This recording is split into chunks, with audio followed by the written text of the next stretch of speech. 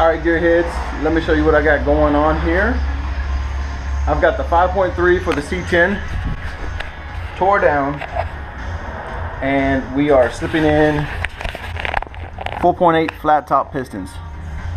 You see the original 5.3 pistons are dished, and I've got two done here, as you can see on this side, and they're flat tops. Came out of a 4.8. Just we're doing a quick, cheap budget upgrade for compression here. Here's actually the ones I took out already, and the 4.8s that are still going in. So today what I'm going to try to do is capture this on video. It's going to be hard, it's going to be difficult, but I'm going to mount the camera on my head and see how much of it I can catch. Hopefully it'll be helpful for somebody out there trying to figure this out. I'm pulling them out one at a time. I'm reusing everything, reusing the bearings, reusing the rings onto the other pistons. I'm going to capture that on tape also. Let's see. For removal, you're going to see I'm using a press.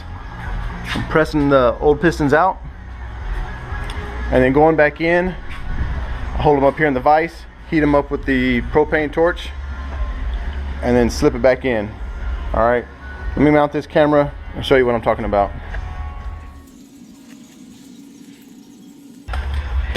Alright, I've already got the bolts out, popped the cap off already.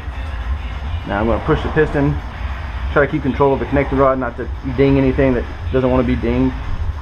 Or excuse me, it probably all wants to be dinged. Anything I don't want dinged. As I'm pushing it out the bottom, you grab it and you can pull it out. Like that.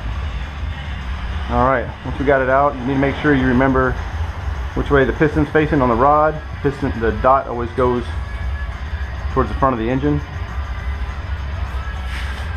What I like to do is always keep, as I got a pattern going here, as I set it down, I always keep the dot going to my left. I get the replacement piston from the box old pistons. Set it here next to it. You can go ahead and prep this one up. You know, make sure there's no burrs in here, and lube her up. Whatever your lube choice is. I'm using a assembly lube right now.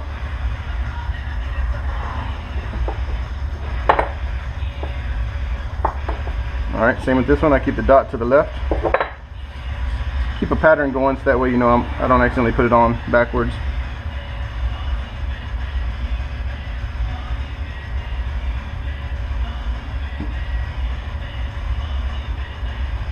And then I get it started just sticking out a little bit on one side.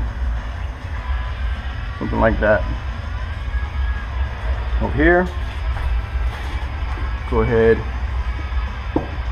Well, sometimes I'll just do a mark here so I know which way was up. That side was up, which means dot to the left. Go ahead and remove the ring, starting with the top one. Keep them facing the same way, same direction. Hopefully I got that one right since it shot out across like a frisbee. Guess I need to slow my pace down, but I'm trying to rock and roll and trying to get this done tonight. I keep them in order as they come off.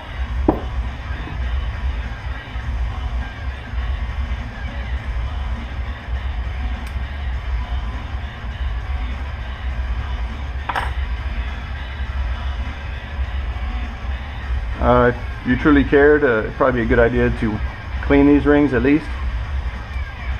I must not care that much because I haven't been really cleaning them.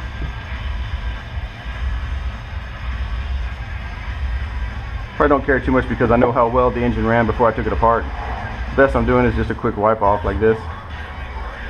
There's a build up there that should come off. Susan or Mark were always searching for change to do laundry. They didn't think they could afford a washer and dryer. But when a Wells Fargo banker noticed how often... That's the oil ring, that's why it's nasty. It got them thinking. With a little help, they learned they could. And we helped them get the borrowing option to make it happen.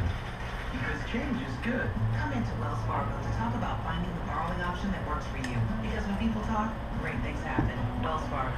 Again, I try to keep all the rings facing the same way up that they were on the piston and in order. So I know this is top, next one, and then on the oil rings what I do is I'll take these two out first and then take the middle one out. So I know this one goes on the bottom, this one goes on top, but this goes in first. Alright, so now we've got the piston bare, and we're going to go press out.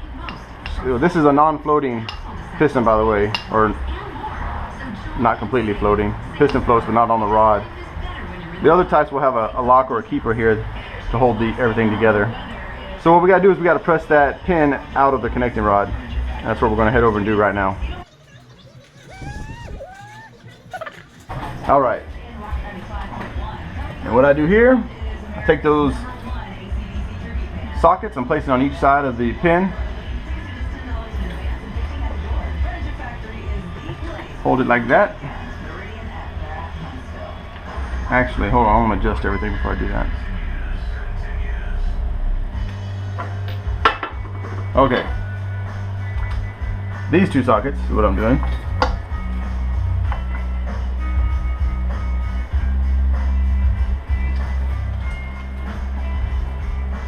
Shoot. You gotta have a socket that'll fit on top and fit. Edit that out. Alright. So I'm placing two sockets on either side of the pin on the bottom. And on the top you gotta have a socket that'll fit the same or smaller than diameter of the pin. So place this here first. Center it under the pressing point. Put your socket up here on top of the pin, and start pressing. Also, I've heard a good warning would be if you actually cared about the piston, you wanted to save it. Some don't recommend doing this. Say you can easily damage the piston, crack the piston. I don't plan on reusing these pistons, so I'm not too worried about it. I want it off and out of my way.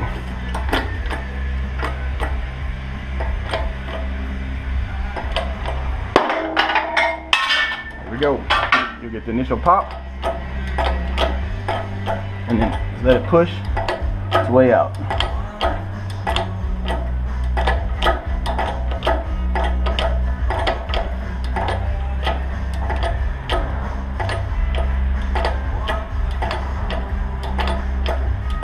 Oh yeah, I'm supposed to wear these. Oops, got caught up trying to be cameraman. Forgot to wear my safety glasses. You should wear your safety glasses. Alright, so that's as far as I can push it out. I'm hitting the bottom now, so I gotta readjust.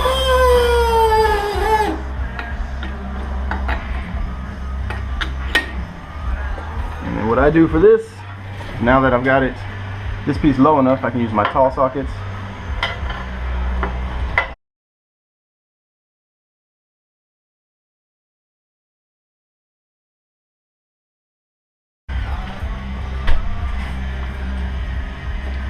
Okay, I've got my tall sockets under there, got more room to push it out the bottom now, and I go ahead and press it.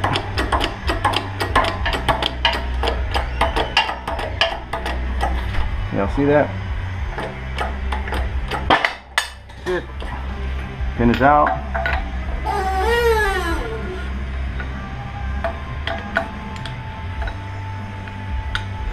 I leave my pin in there to hold everything in place. So you know which way the piston's orientated onto the rod. Back over to the bench. Okay. I'm gonna use the other pin I had since it's already cleaned up. Dot to the left. Okay. From here,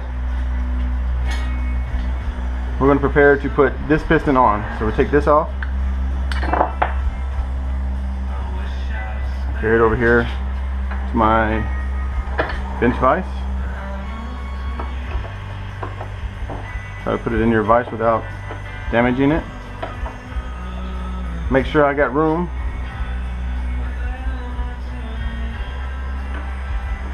To work here, and then we're going to press it in. As you can see right now, it's not pressing in, right? Because it's such a tight fit here at the connecting rod, that's not going to work. That's why we had to have the press to extract the other one. So what we're going to do is we're going to heat this up around 400 degrees or so. Heat up the end of it so it expands, and this will slip in. The way I control everything is I'll take this socket, place it against this side, and once I got it heated up, I bang that into place. And you got to get this centered, everything centered together. These will pretty much be flush on the ends, and this needs to be centered. Alright, so let's get to heating and get to rocking and rolling.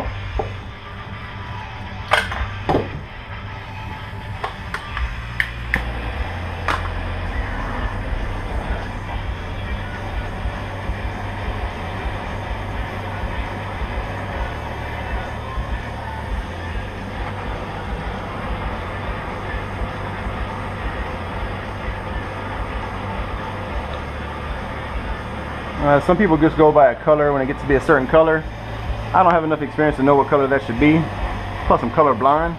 So what I do is I use this nifty tool here. Shoot the temperature of it. I know I want to get it to 400 degrees. Right now we're at 230. And it cools off quick. So when you're doing this, once we get it to the right temperature and start to slam that pin in there, you got to move quick. I mean, you got about 2-3 seconds to get the pin in place where it needs to be. So you can't be jacking around. You got to slam it into place. I hope you got it right. If you don't get it right, you can put it back on the press and try to center it, but it's best to not have to put it on the press because you don't want to damage the piston.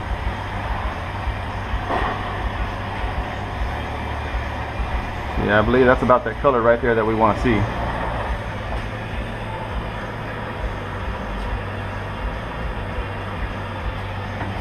Go ahead and check the temperature on it. Yep, 355, we're getting close. Real close.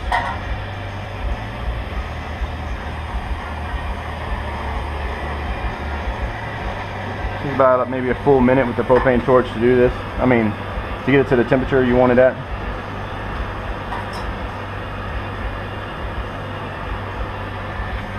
Okay, that should be about it. Alright, yep, it says we're at 450. A little bit more than I wanted, so ready? Here we go.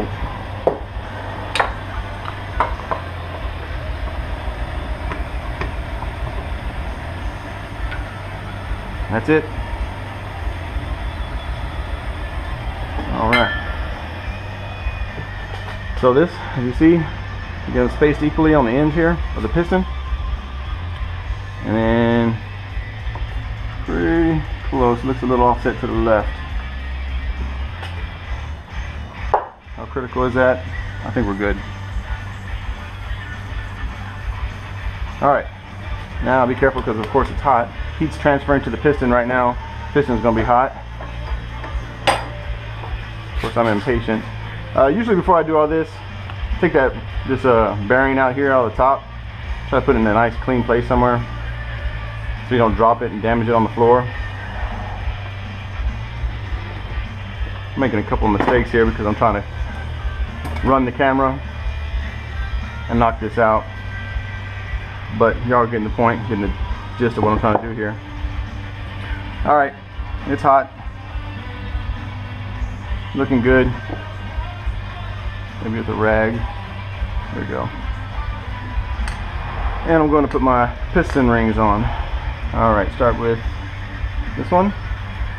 This is the process I use, makes it the easiest process I have.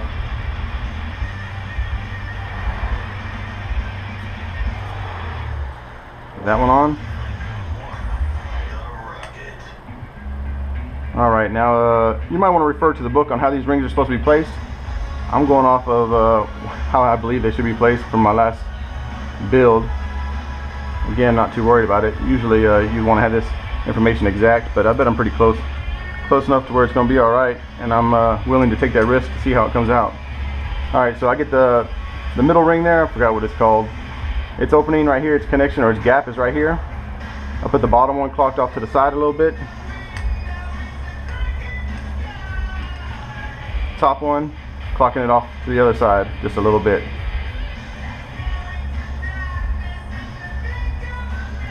I'll get about an inch over. Alright, so we got middle and the bottom one over here, top one over there. Get it seated all the way around, squeeze them. Alright, now what I do, I'll rotate it this way, do the next ring here,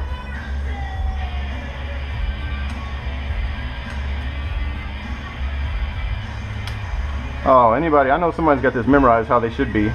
You got that memorized, go ahead and comment below this video. I'm not gonna hurt my feelings. Somebody's probably going to want to know that information also. Alright, got that gap there. I'm gonna do a 180 all the way to the other side for the other gap.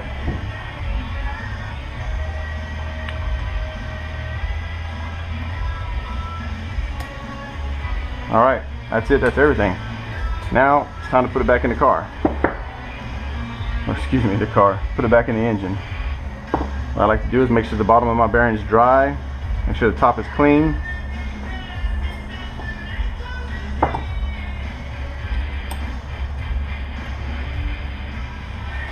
Okay, put a little assembly lube on my bearing.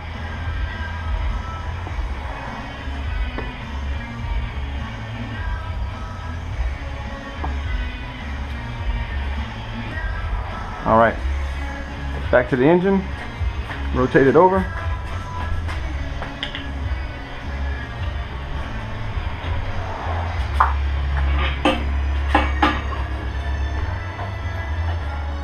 Alright,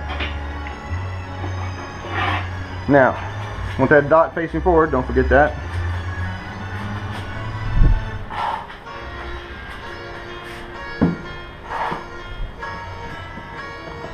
Pour a little oil in the rings.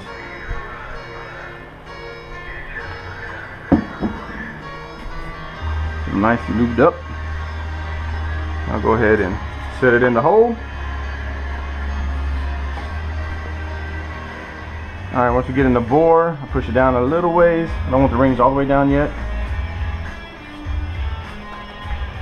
This tool right here, nice tool.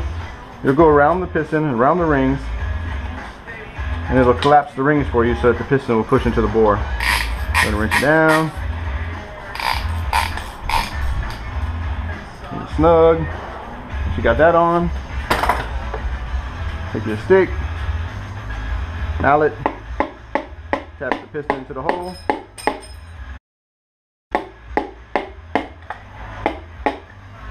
There you go, it's in the hole. I'll knock it down another inch. Alright. Just got the bearing in. Guide the connecting rod with one hand. Push on the piston with the other hand. And ease it up onto the crank. Make sure you got the connecting rod pushed to the side there.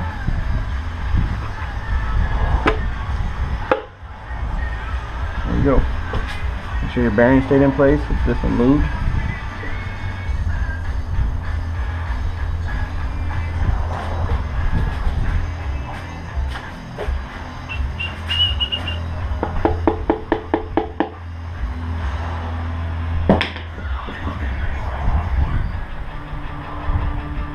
Alright.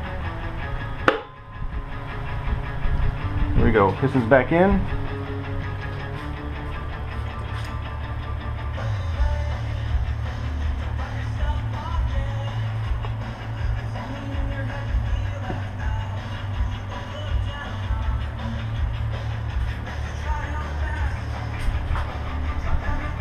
Cap back on.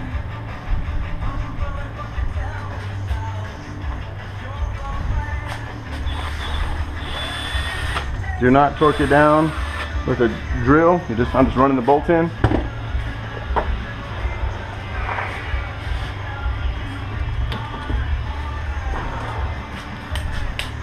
Now you torque them down 15 pounds.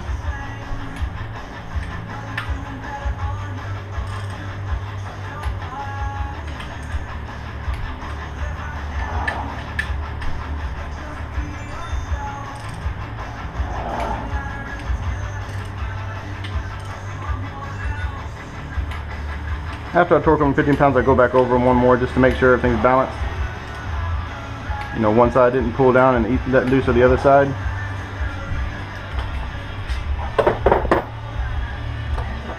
Now you need an angle gauge. After you torque them to 15 pounds, you need to take them to 75 degrees after that. Just what this tool does. it measures the angle, the degrees of rotation that you're doing. So just set to 0 and then turn it, and you'll turn it to 75 degrees over here. 75, bam. One, the other one.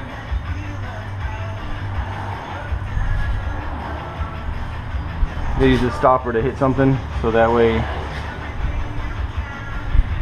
it reads.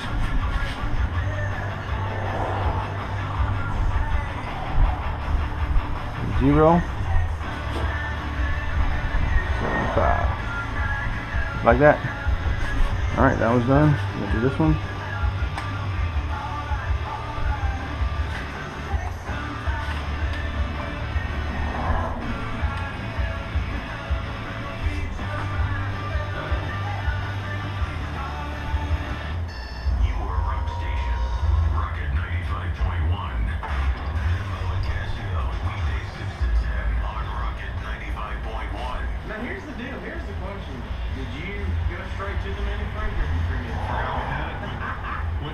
In the kitchen. I went back to the office after that and remembered, dadgummit, we got a fridge and I didn't use it. Oh, mini fridge. But now, here's the deal. I kind of miss the community. What? I feel like I'm missing something. We went in on halfsies on the Marshall fridge and you missed the real fridge? I mean, how many times have we talked about stuff in that big community fridge? We had a cooler just last Friday.